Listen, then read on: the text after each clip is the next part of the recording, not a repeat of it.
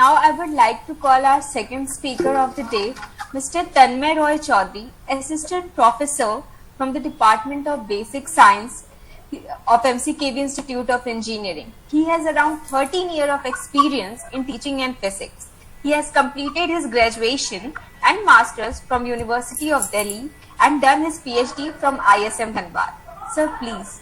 My topic for today's presentation would be molecular fingerprinting using Raman Spectroscopy, and there is a quote which I have written that is, "Rayleigh is strong since the sky is blue, Raman is weak but still is true." So myself, Dr. Tanmoy Roy Choudhury, I am Assistant Professor, Basic Science Department, MCKV Institute of Engineering. So I'll be quickly starting with the presentation. As Swati was telling everybody about the National Science Day, we already know this. So it is celebrated every year on 28th of February to commemorate the discovery of the great Raman effect. So the Government of India has designated 28th February as the National Science Day since 1986. So it's a theme-based science communication activities are carried out all over the country. For this year, the theme would be Integrated Approach in Science and Technology for Sustainable Future. Now a bit back into the history. On 28th of February 1928, A.S. Krishnan and Dr. C.V. Raman observed Raman effect in several fluids. So it was, which was called the new scattered radiation. And the C.V. Raman made a newspaper announcement the very next day, that is 29th February 1928, and he received the Nobel Prize in Physics in 1930. And the prize motivation was for the work of scattering of light and for the discovery of the effect named after him. So it was Krishnan who observed this. This is a paper or a lecture delivered at Stockholm, the molecular scattering of light. You know, it was Raman who was traveling down to England in the Mediterranean Sea, and he tried to explain the blueness of the sea water. You know, before Raman, people used to think because sea is reflecting the blue of the sky, that is why the sea is also blue.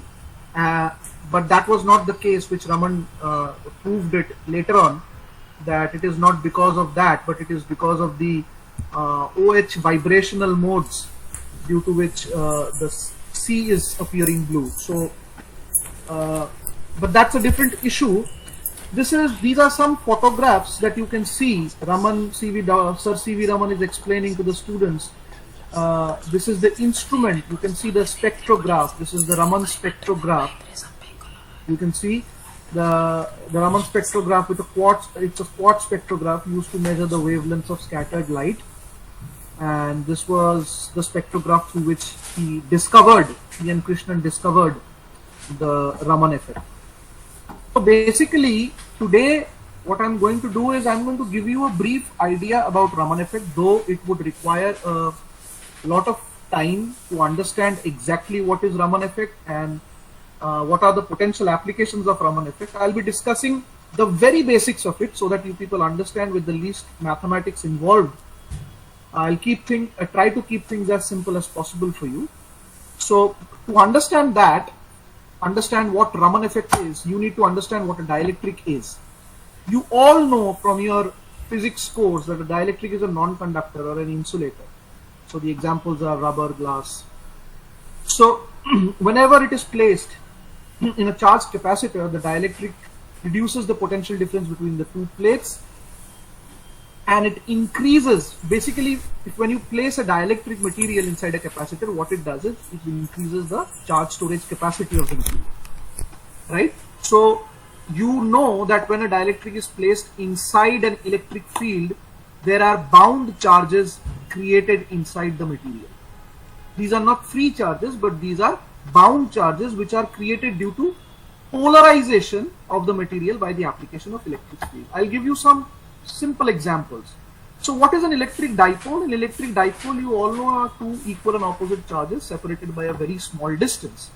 And what is the dipole moment? Here you can see that there are two charges. If I, just a second, let me take the laser pointer. Yeah.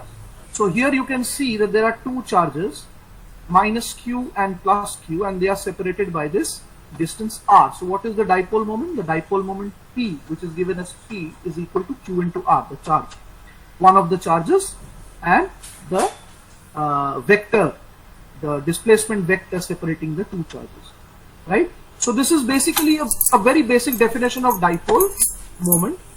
Now, dielectrics can be of different types, can be categorized to polar and non-polar dielectrics. What are non-polar dielectrics? Non-polar dielectrics mean the materials which do not have permanent dipole moments. What do I mean by that? When you see, this is an atom, this is the structure of an atom, a basic structure. So you see inside, this is the nucleus, and the electron cloud is around this nucleus. So if I ask you, where is the center of gravity of the nucleus? The center of gravity of the nucleus, which is positively charged, is right at the center. And the center of gravity of the electron cloud is also at the center. So both the center of gravity of the electron cloud, the negative electron cloud, and the positive nucleus, they are coinciding with each other. That means there is no dipole or permanent dipole of this material. So this material is called a non-polar dielectric. So the non-polar dielectric, the examples are hydrogen, oxygen. So these atoms are examples of non-polar dielectrics. And what is, if you extend the idea, what is a polar dielectric? A polar dielectric is one in which there is a net permanent dipole moment. Like, say for example, the biggest example, that is water. Water has a water molecule H2O has a net dipole moment. NaCl, common salt that we use, the sodium and the chlorine atoms, they are separated by a distance, and the sodium carries an effective positive charge and the chlorine carries an effective negative charge, and they are separated by a distance. So a sodium chloride molecule has a net dipole moment. Water has a net dipole moment. Every water molecule has a net dipole moment. So molecules which do have a net dipole moment, they are referred to as polar dielectric. Right? These things will be evident as we go along. Why I am telling you all of this? So you need to understand what a dielectric is, right? What are the types of dielectrics? Here you can see the atom. You can see if the center of gravity of the negative electron cloud and the center of gravity of the positive nucleus, if they are separated by a distance, then there is a net dipole moment inside the material, and therefore that material is called a polar material, right? And this is what it leads to. So it leads to a dipole moment. So if each and every molecule has a net dipole moment, it is called a polar dipole, or it is called a polar material. Now what happens if you place a dielectric material inside an electric field, a polar dielectric material? Please understand, each water molecule has a net dipole moment. So this is a picture, let us say, of a collection of water molecules to the left. You can see each water molecule has a net dipole moment. But if I ask you, what is the average induced dipole moment, or what is the average dipole moment of the sample of water which contains, let us say, Avogadro number of water molecules, 10 raised to the power 23 or more than that, what should be the average dipole moment of this sample? The answer should be 0 at finite temperatures, because temperature is something which randomizes the dipole. So temperature tries to randomize the dipole moments, and each and every water molecule does have a dipole moment. In spite of having these dipole moments are randomly oriented in space. So if you take the average or the net dipole moment of the sample, it would come out to be 0. Because if some water molecule has a dipole in a particular direction, you definitely would find another water molecule having a dipole moment exactly oriented in the opposite direction. So the net dipole moment of this sample, which contains a huge number of molecules, would eventually come out to be 0. Now, what will happen if I apply an electric field to this sample? So what will happen is, let me draw this figure for you first so that you understand. So if this, can everybody see the drawing?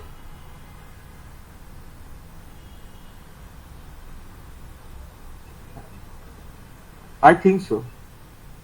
Yes, sir, we are able to see. Sir. Okay, so if this is the dipole moment plus, this is the dipole plus q and minus q, and if you place it in an electric field, now you place an electric field. Please understand, these dipole moments were randomly oriented and the net dipole moment P was 0, P net was 0. Now if you have a dipole, now there is an electric field. You see here, there is an electric field in this direction. What will the effect of this electric field be on this dipole? This electric field, this positive charge will experience a force towards the right, and this negative charge will experience a force towards the left. So you can see that this is a couple. There will be a torque acting on the dipole, and this electric field will try to rotate the dipole along its direction. So now if you apply an electric field in this direction, the net effect of this electric field will be to minimize the randomization, and it will try to orient the dipoles along its direction. Thereby, now the net dipole moment will not be equal to 0, because now the dipoles, all the dipoles, will try to get the orientation along the direction of applied electric field. So you will have a net dipole moment of the sample, and you say that the sample is polarized. This is what you say. You say that the sample is polarized.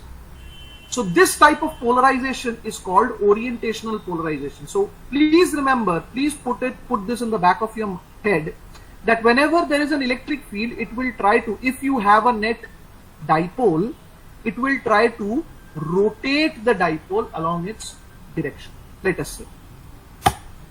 Now, very understandably, you should think about this. So if this is my positive and this is my, let us say, negative charge, they are separated by a distance r, let us say, and if you apply an electric field in this direction, this electric field will try to stretch the positive charge in this direction and try to stretch the negative charge in this direction. That is, it will try to increase the dipole moment.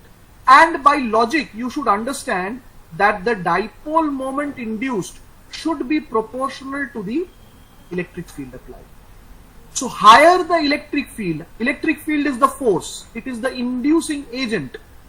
Electric field is inducing the dipole, let us say, or it is trying to, let's say, create dipoles or orient the dipoles along its direction. So the dipole moment induced must be proportional to the electric field, and the constant of proportionality alpha is called the polarizability of the material. So how polarizability denotes how easily a material can be polarized. So remember this relation, that the dipole moment induced P is equals to alpha into E. So atomic polarizability is the amount of dipole moment induced per unit strength of applied electric field. Or to be, if you want to understand it in plain language, polarizability means the ability of an atom to get polarized. The ease with which the atom can be polarized. If you can polarize the atom with greater ease, the polarizability is going to be high. How does these all lead to scattering? We need to understand, because Raman, we need to see, the whole idea is to understand Raman scattering. So we need to understand first what is scattering. So keeping this basic physics, this equation, this is the basic equation. The dipole moment induced must be proportional to the electric field, and the constant of proportionality is called the polarizability. So keeping this in mind, let us move on to a topic which is called scattering, and then let us connect all of these strings together to understand what is Raman scattering. So this is a certain kind of animation. Incident light is coming, and this is the liquid you can see. Some of the light might be absorbed and the rest of it is scattered. Even transmitted light is a form of scattering. Please understand. Now let us understand what scattering is from the very basic point of view, the very basics of scattering. If you follow the very basics of scattering, you will be able to understand what scattering is, and then you will be able to understand what Raman scattering is. Right? So let us move on to the next slide. Next thing that you should all keep in mind, you have studied physics in your first year, and you know this is another important or key factor that you all should keep in mind, that oscillating charges always radiate. So whatever electromagnetic radiation that you are getting is because the charges are oscillating. The charges are, since the charges are oscillating, they will emit radiation. In your light sources, in your tube lights, whatever light sources are there, or whatever things are there which is emitting radiation, electromagnetic radiation, the basic physics behind it is that the charges are oscillating inside the material. So oscillating charges always radiate. So keep this very, very important fact in mind. Oscillating charges always radiate. What does that imply? It implies that oscillating dipoles always radiate. See, if you have two charges, plus and minus, and I said oscillating charges radiate. So if this plus and minus, if they interchange their positions, what does it mean? That the charges are oscillating, and this also implies that the dipole moment that you have created is also oscillating. Always understand, always keep this in mind, this very important fact, that if you have a dipole, that if the dipole is oscillating, it will emit electromagnetic radiation. So oscillating dipoles will always radiate. By radiation I mean electromagnetic radiation. And you know this how? Look at the antenna. Let's say this is an animation that I have taken. If you apply a sinusoidal voltage, you can see. So you can see that the current is flowing in. See, the direction of current is changing with time. So it is a sinusoidal current, and this changing current is producing electromagnetic waves. So this is how radio waves, microwaves, any electromagnetic radiations are produced. In the antenna from your radio, let us say a simple radio, you take a simple radio and there is an antenna. What do? You just change the current through that antenna. What do you do when you change the current? Basically what is happening is there is an oscillating dipole. Can you see it? First the plus is on the left and then the plus is on the right. So there is an oscillating dipole. Why there is an oscillating dipole? Because the current is switching directions through the antenna. You are changing the direction of current through the antenna. That means you are making the charges oscillate. Or in other words, you are making the dipoles oscillate. And oscillating dipoles will emit this radiation, and this electromagnetic radiation is propagated through space. So keep this fact in mind, that oscillating charges will always radiate. And if this is true, then that what we call is Rayleigh scattering. It is this scattering that is responsible for the blueness of the sky. Why is sky blue? The sky is blue because of this Rayleigh scattering phenomenon. Now what is scattering? Please understand that if you have an atom, let us say, and if an electromagnetic radiation falls on this atom, what is this electromagnetic radiation? Please understand, this electromagnetic radiation is nothing but oscillations of electric field and magnetic field. So the electric field if you neglect, for the time being, if you neglect the magnetic field, the electric field is oscillating with time. And since the electric field is oscillating with time, it will induce, see for example, see, if this is the, or let us say, let me rub this for example. Let us say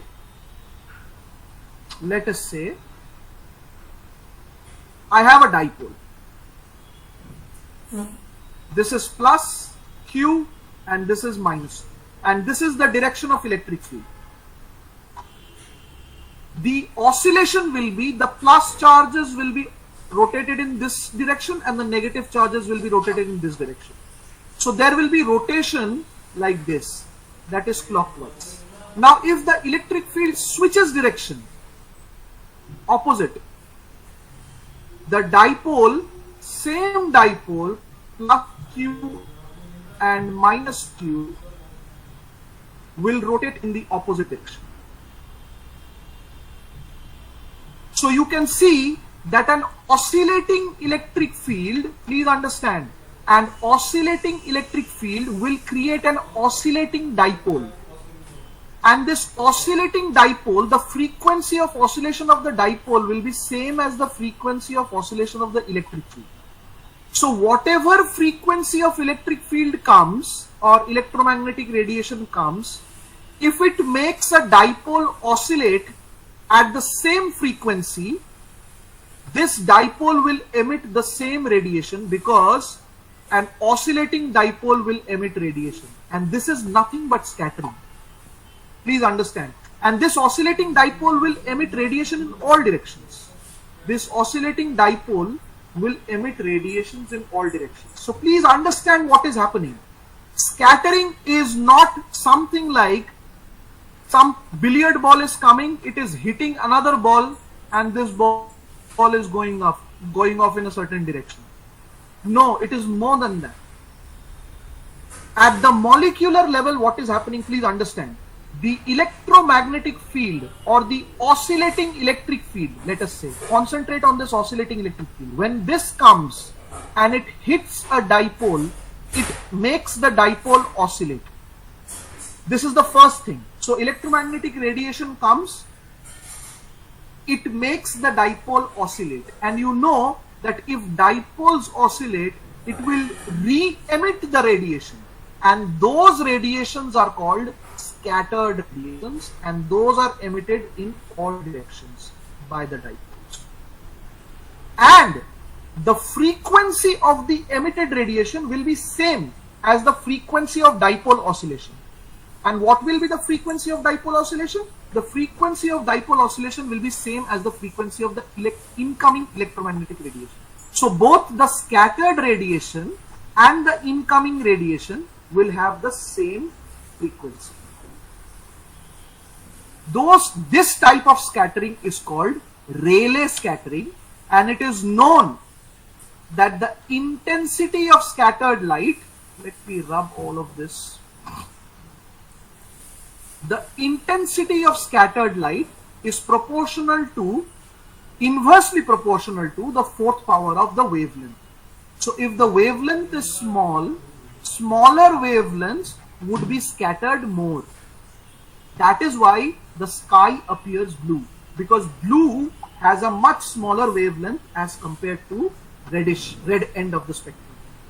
So that is why the sky appears blue, because the intensity of scattering, Rayleigh scattering, the intensity of Rayleigh scattering is inversely proportional to the fourth power of the wavelength.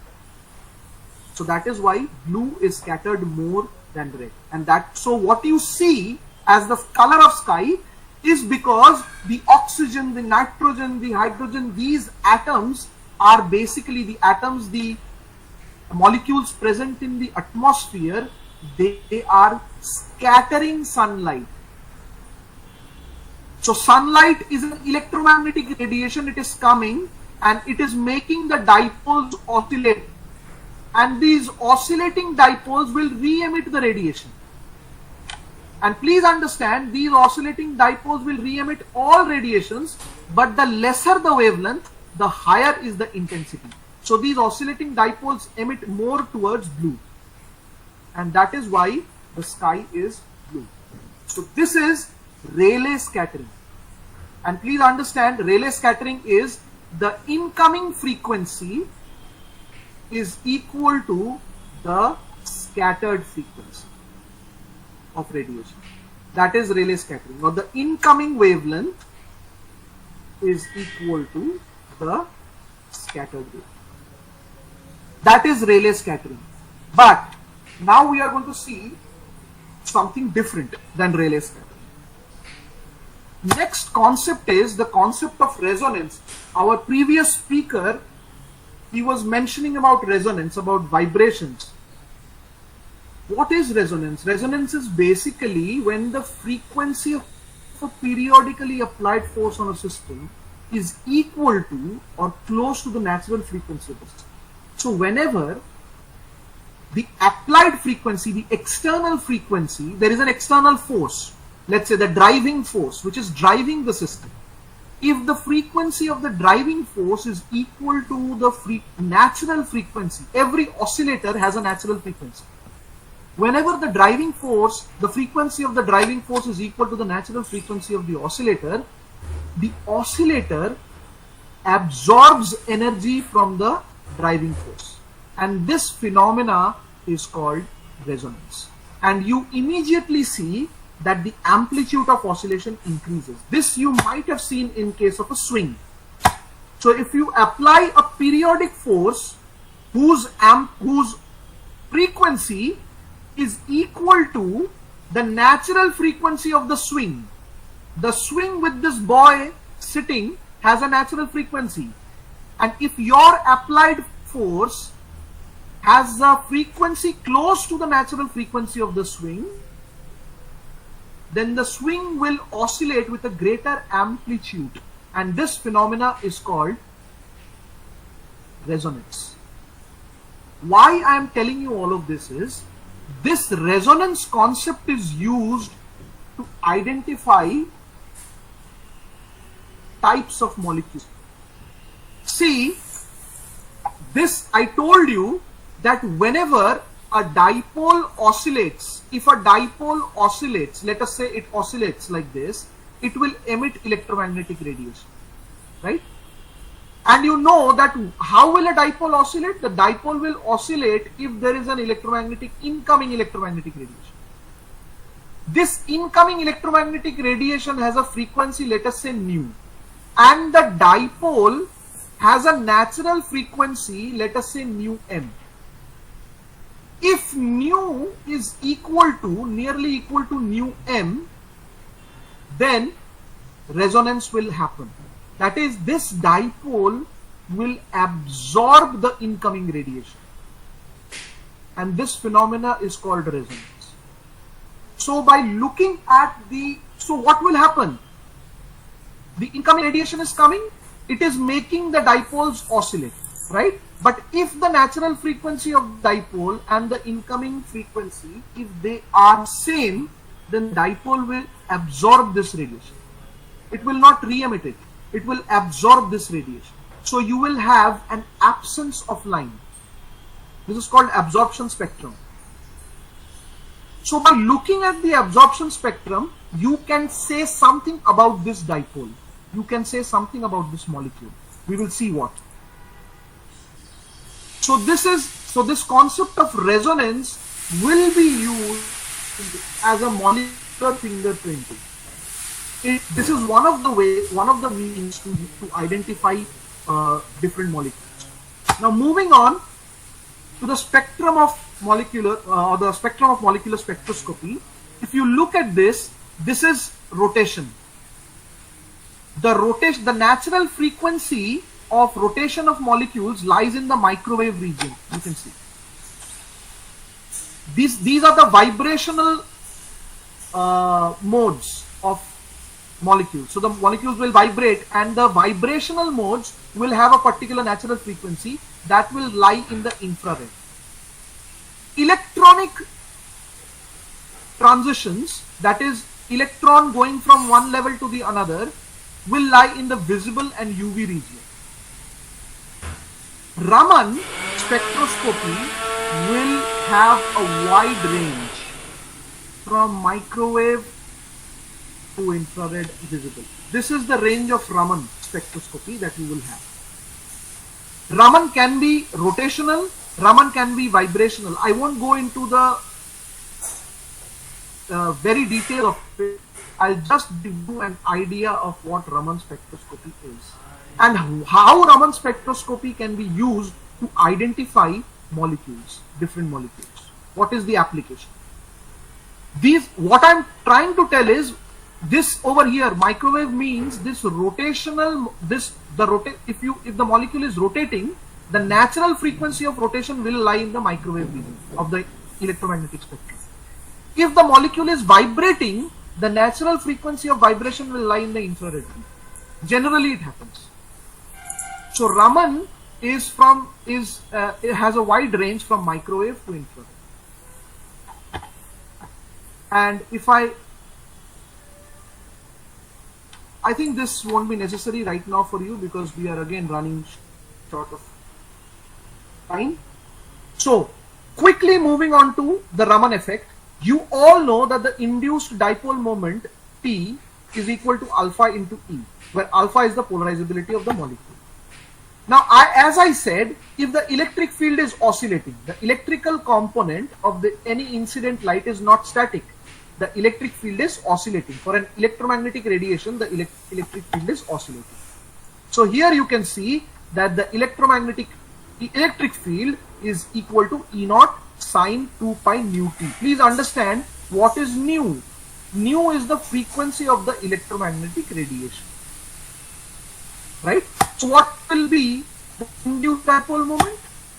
The induced dipole moment P will be alpha into E. You replace E over here, you will get alpha E naught this. So the dipole moment also oscillates. So the induced dipole moment also oscillates. This you know. So if the electric field is oscillating, it will also make the dipole oscillate. And that in turn, the oscillating dipole will emit the radiation. And that is called scattered radiation. And you have seen that the wavelength of the frequency of scattered radiation will be same as that of the incident radiation in case of Rayleigh scattering. But something different happens for Raman scattering, and that is what Raman observed. Raman said, okay, if you go to the previous slide, we generally take alpha to be constant, this polarizability to be constant. Polarizability doesn't change. What if for a molecule the polarizability changes? Again, remember, what is polarizability? Polarizability is the ability of the molecule to get polarized. How easily a molecule can be polarized. If alpha is a function of distance or separation, what if this? What if alpha is a function of x? Here in this case, we have not considered alpha to be a function of x. It's a constant. What do I mean by that? Let me emphasize this, because this is going to be the key point of Raman effect. Please understand, students. This is going to be the key point. Let us say I have the vibration of molecules. Let us say. So let us consider two molecules, two atoms, M1 and M2, connected by a spring of spring constant, let us say K. Right? This is, let us say, positive, and this one is, let us say, negative. So we have a dipole moment. Now, if what is happening, let us say an electric field is in this direction. Please understand what will happen. This electric field will try to force the positive atom towards the left, and it will apply a force on the negative atom towards the right. The very next moment, if the electric field switches direction, then this M1, which is positive, will try to move towards the right, and M2 will try to move towards the left. So when the electric field is in this direction, it will try to stretch the molecule, and when the electric field is in this direction, it will try to squeeze the molecule. So what is the oscillating electric field doing? It is also making the dipole moment oscillate. That is what I was telling you. An oscillating electric field will make the dipole oscillate, right? So this is the scenario. You can see the dipole moment also oscillates. P also oscillates with the same frequency mu. You can see the dipole moment also oscillates. But here the assumption was alpha was a constant. What if alpha is not a constant? Let us say if the atom stretches, then the polarizability changes. What if the atom squeezes, the polarizability changes? What I mean is, mathematically, what if alpha is a function of x, where x is, let us say this, let us. So what if the polarizability of the molecule changes because of the separation between the atoms? The ability to polarize changes with the separation. What will happen? That is what is considered in Raman effect. So what if there is, so please understand, this is nothing but a Taylor series of alpha.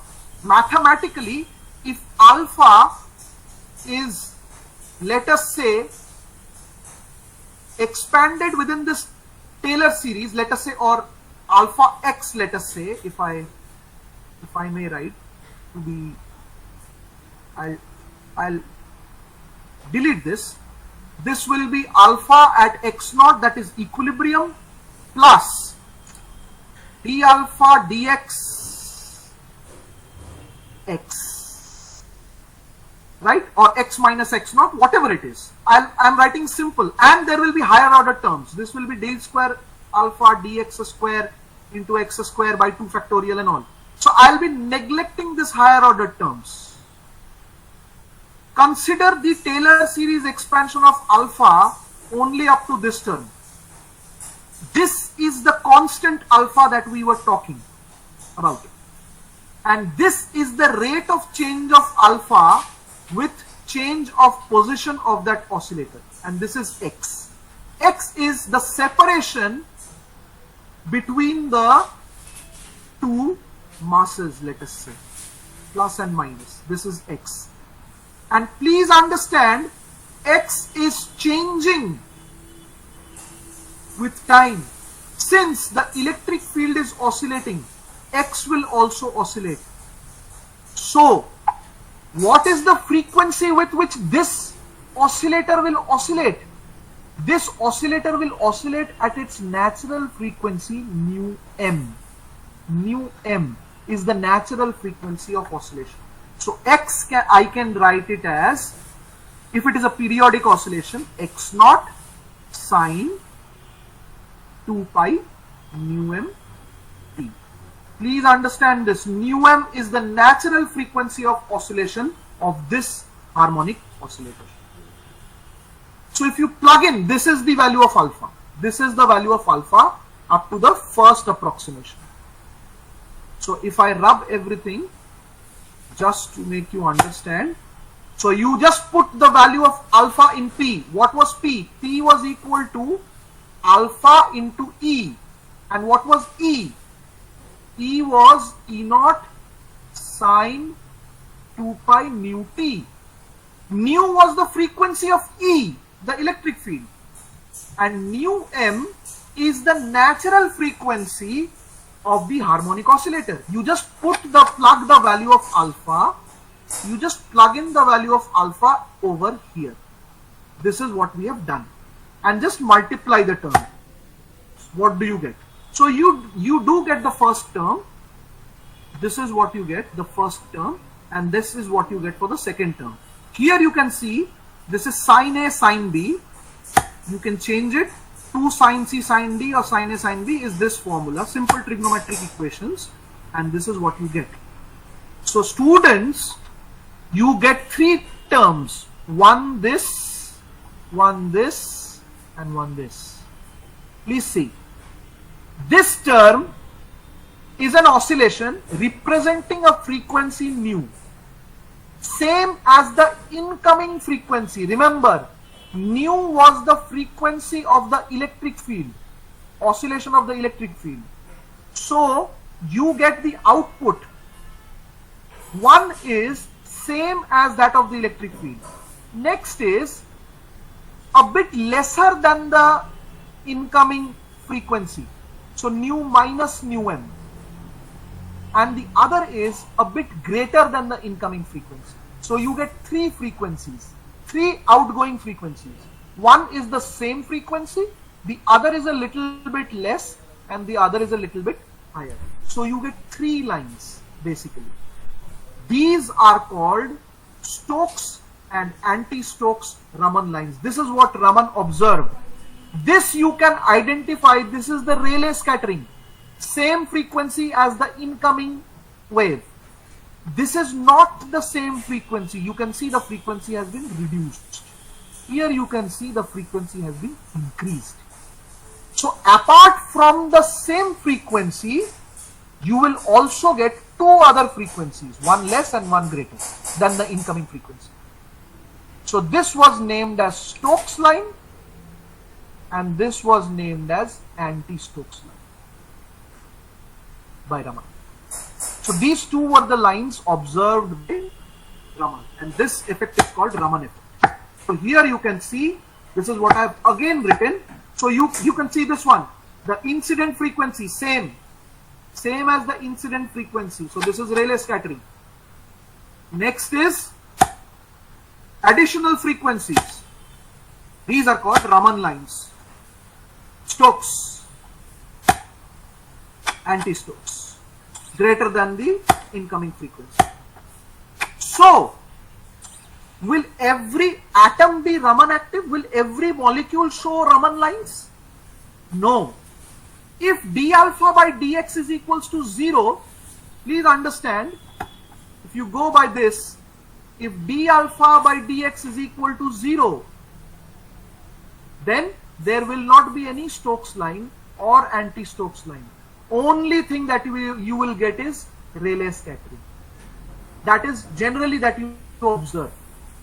So when d alpha by dx is not equal to 0, only then it is Raman active. This is called Raman inactive. If d alpha by dx is 0, it emits only Rayleigh lines, Rayleigh scattering.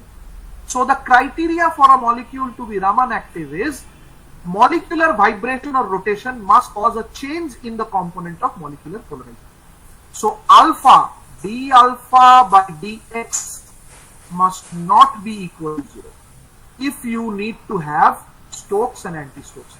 So if you have a molecule, if the polarizability of the molecule, that is the ability of that molecule to get polarized, if it is a constant, doesn't change with the separation between the atoms, then it is Raman inactive.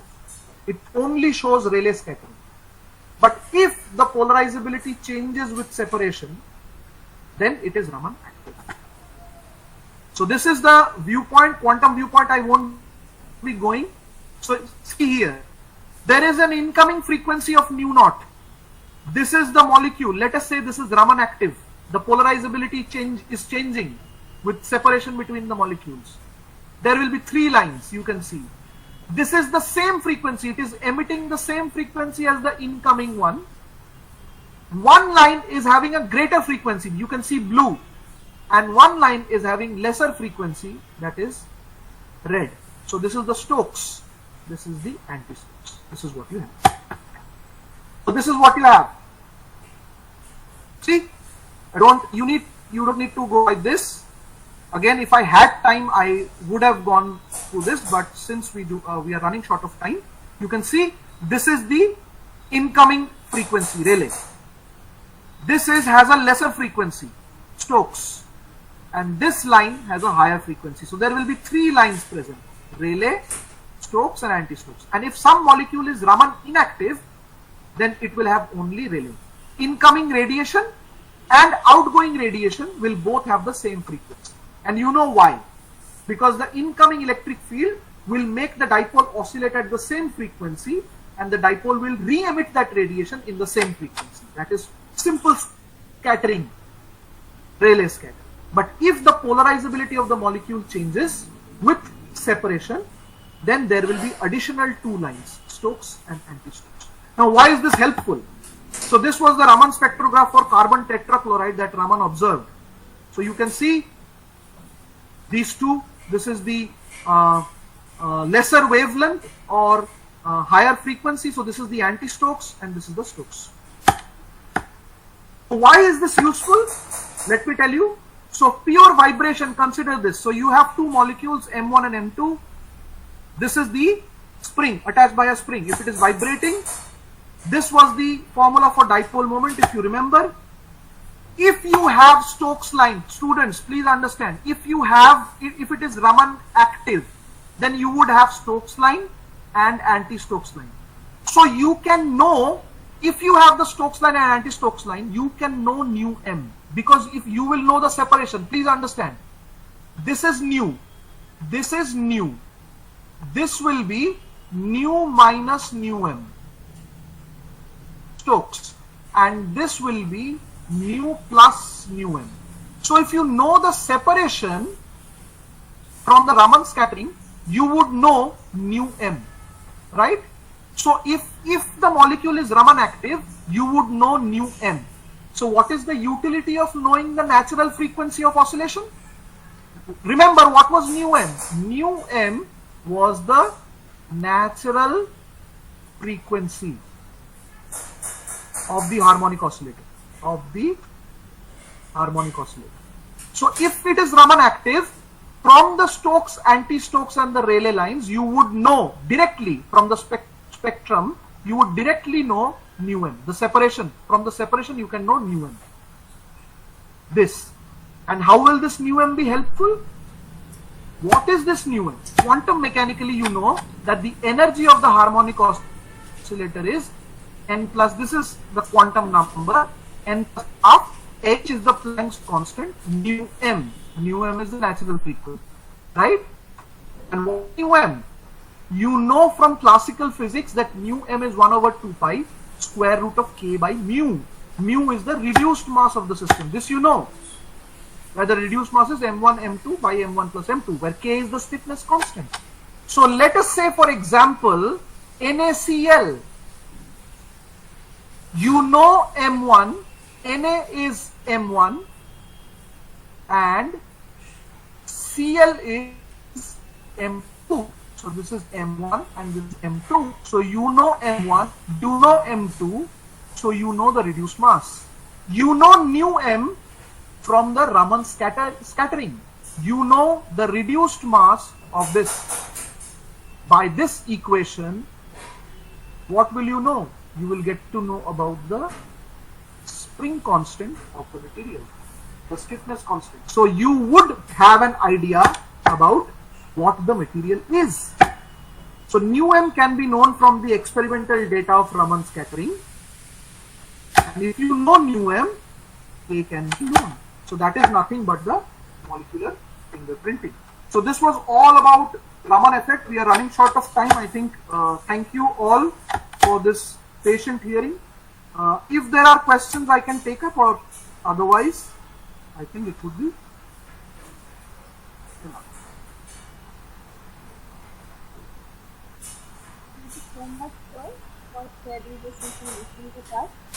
Now I would like to call DT Pankaj Sir, lecturer of basic science, to give the vote of thanks. Please, sir. Hello, am I audible? Yes, we are. As Vishwajit sir has highlighted in his talk, with so many illustrations, that physics indeed is the way to understand nature and define phenomena occurring here. And mathematics is the language of physics. By combining these two, we can think of defined physical applications in science and technology followed.